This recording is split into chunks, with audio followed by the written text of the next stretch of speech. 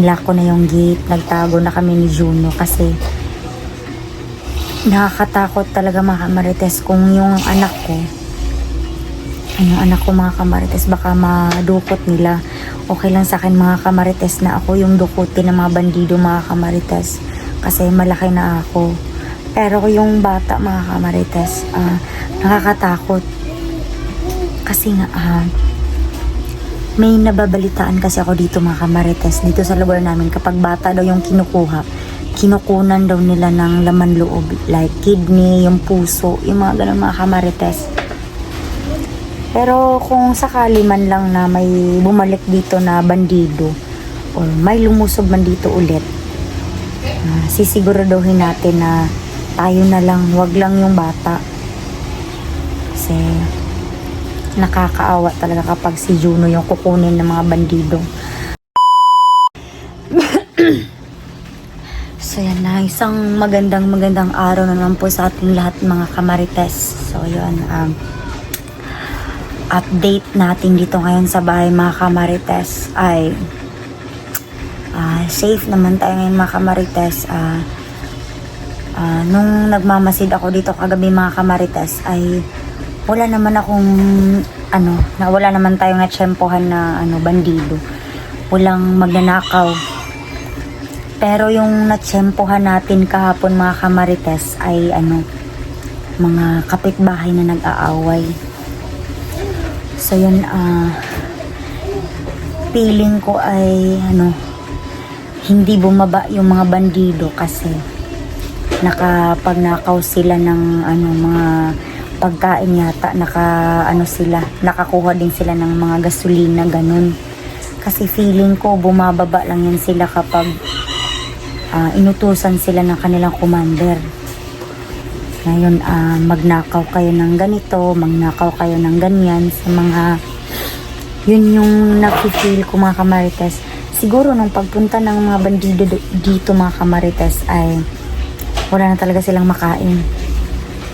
At saka isa pa, inutusan sila ni Commander Butakal na puntahan yung mga asawa ng mga hunters. Isa na ako dun mga kamarites. So yun, siguro wala silang napala dito sa akin kaya hindi nila ako dito binalikan. Hindi ko alam kung kailan ba sila dito lulusob, yung mga ganun. Kasi yung mga bigas ko mga kamarites, itinago ko na. So, yun. Yan, madami tayong bigas dyan na may 2 sako na kunti lang tayo na nilagay. Yan na lang yung natitira namin dito mga kamarites kasi pagka uwi ni Kuya Bad's Adventure, magpapabili tayo ng bigas kasi konti na lang yung bigas natin dito.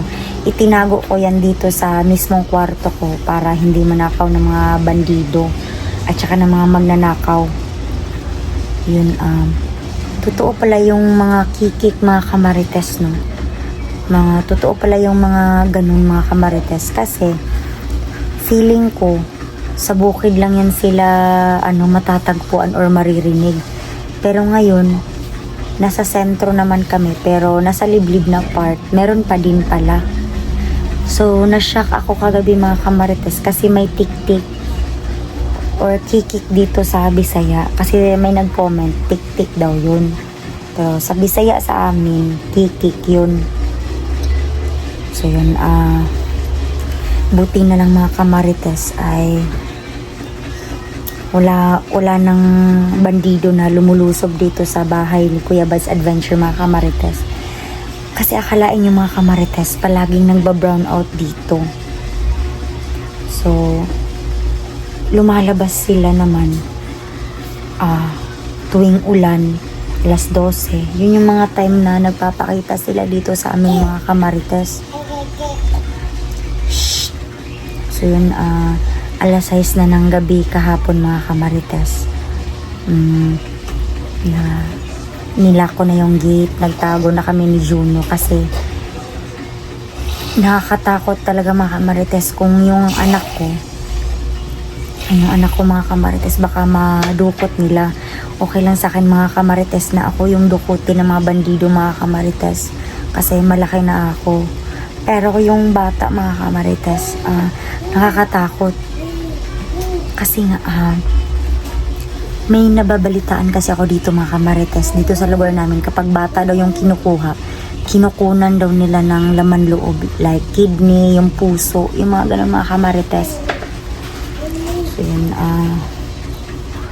may nabasa din naman ako sa mga comments mga kamarites, sinasabi nila na sana ako na lang daw yung madukot, mas magiging masaya daw sila kung ako yung madukot, yung mga ganun.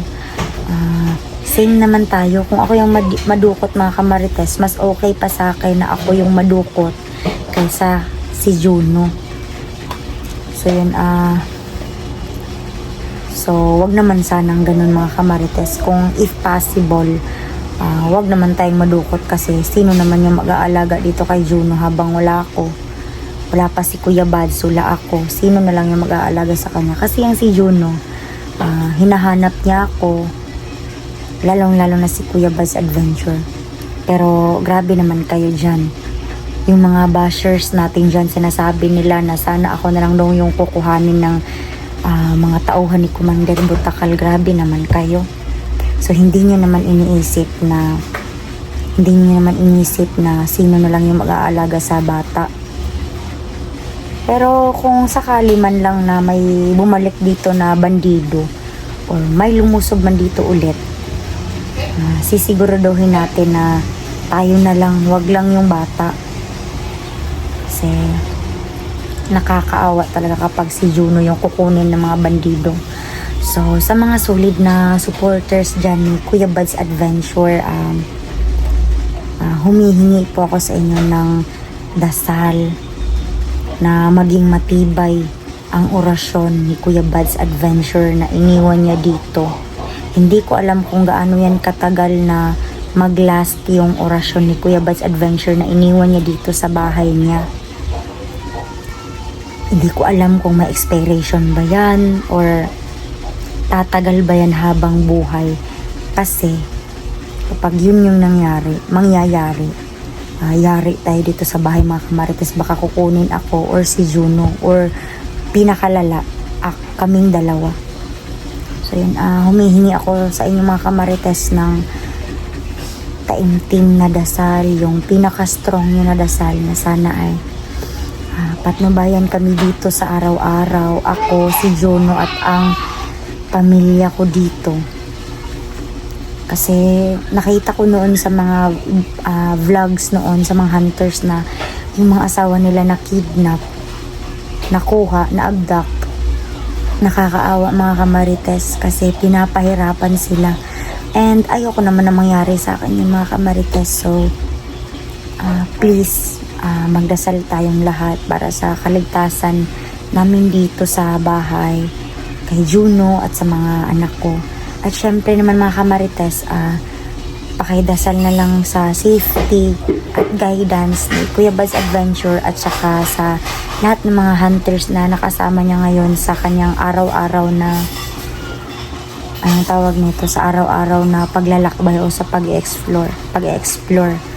So yun, thank you so much sa patuloy niyo na pagsuporta sa vlog ko at saka kay Kuya Bads Adventure. So yun, ang ganda ng panahon ngayon mga kamarites. Salamat Lord sa magandang weather, sa mainit na weather, kasi straight yung pag-ulan dito. Yun, nagpapasalamat tayo everyday mga kamarites, mga biyayang natatanggap natin everyday. And sa lahat po ng mga OFWs dyan, sana ay gabayan din kayo ni Lord, and sana ay bigyan kayo ng good health. So yun lang muna mga kamarites, and mag-update ako mamaya mga kamarites. See you on my next vlog mga kamarites.